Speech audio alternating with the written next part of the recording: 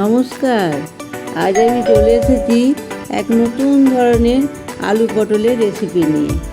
এই রেসিপিটা বানানোর জন্যে আমি পটল নিয়ে খোসা ছাড়িয়ে দু আধখান করে কেটে নিয়েছি। তারপর কেটে রাখা পটল ভালোভাবে জল দিয়ে ধুয়ে পরিষ্কার করে নেব।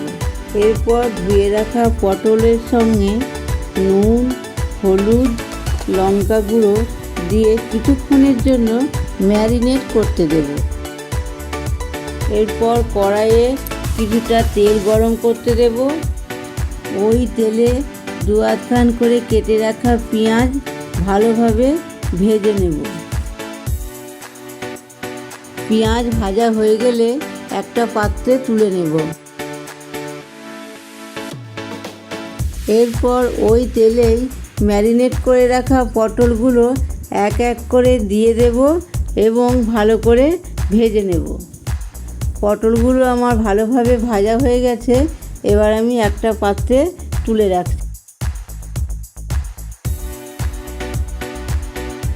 এবার ওই তেলে আলু দিয়ে ভালোভাবে ভেজে নেব এবং আলুগুলো ভাজা হয়ে গেলে তুলে নেব। এবার তেলের মধ্যে শুকনো লঙ্কা, তেজপাতা, গোটা জিরে ফোড়ন দেব।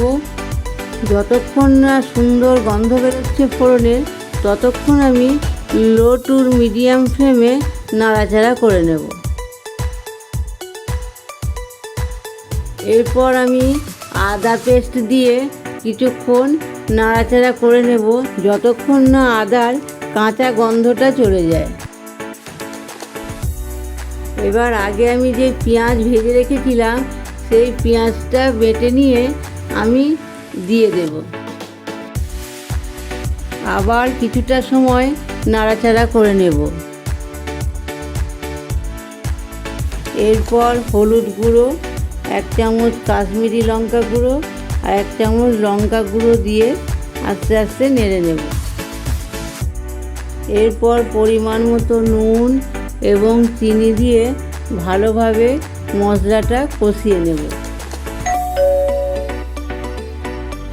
এরপর মশলার মধ্যে আগে থেকে ভেজে রাখা আলু এবং পটল ভালোভাবে কষিয়ে নেব, যতক্ষণ না মশলা থেকে তেল ছেড়ে আসছে।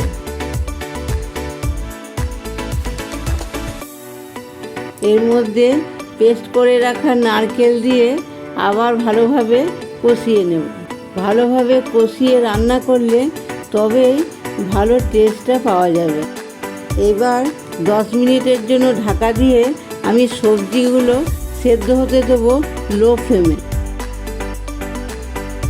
সবজি সেদ্ধ হয়ে গেলে 1 চামচ ঘি ছড়িয়ে দিয়ে নাড়াচাড়া করে নিয়ে নামিয়ে নেব। এবার আমার রেসিপি রেডি। আপনাদের যদি নিত্য নতুন কোনো রেসিপি জানতে ইচ্ছে করলে কমেন্ট বক্সে জানাবেন।